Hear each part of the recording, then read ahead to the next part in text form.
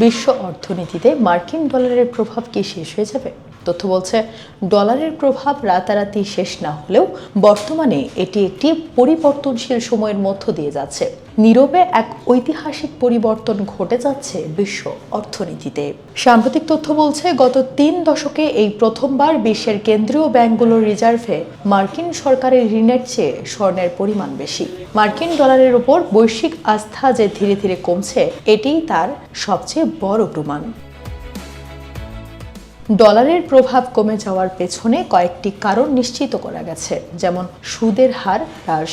Federal reserve সুদের হার কমিয়ে দেওয়ার ফলে মার্কিন বন্ড ও সম্পদে বিনিয়োগের আকর্ষণ কমে গেছে। বাণিজ্য নীতি ও শুল্ক। ডোনাল্ড ট্রাম্প সরকারের বিভিন্ন বাণিজ্য নীতি এবং শুল্ক সংক্রান্ত ঘোষণার কারণে মার্কিন সম্পদের উপর বিনিয়োগকারীদের আস্থা কিছুটা কমেছে। বিকল্প মুদ্রার উত্থান। বিশ্ব অর্থনীতি ক্রমশ একটি বহুকেন্দ্রিক ব্যবস্থার দিকে ঝুঁকছে, যেখানে ইউরো এবং চীনা রেনমিনবি ডলারের আধিপত্যে ভাগ বসাচ্ছে। এছাড়া মার্কিন সরকারের একটি অংশ মনে করে দুর্বল ডলার তাদের রপ্তানি পণ্যের প্রতিযোগিতামূলক ক্ষমতা বাড়াতে সহায়ক হতে পারে।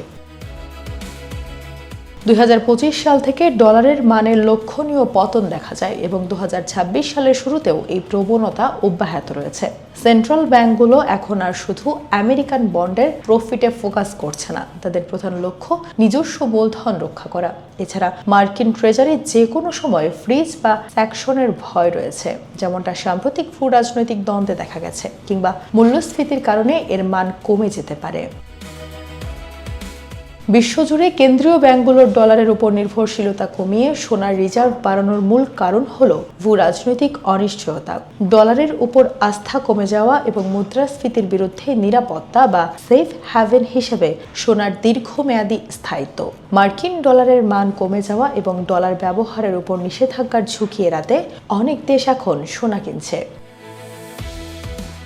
আমেরিকার জাতীয় ঋণ এখন প্রতি 100 দিনে প্রায় $1 ট্রিলিয়ন করে বাড়ছে। শুধু এই ঋণে সুদ পরিশোধ করতেই বছরে তাদের $1 ট্রিলিয়ন বেশি গুনতে হচ্ছে।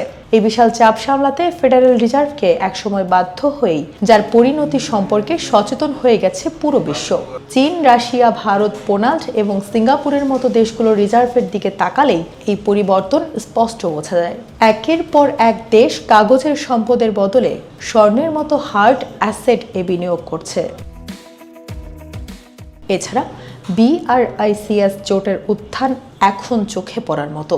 এটি এখন আর সাধারণ কোনো বাণিজ্য চুক্তি নয়। এই জোটের মূল লক্ষ্যই হলো ডলারাইজেশন বা ডলারের আধিপত্য কমানো।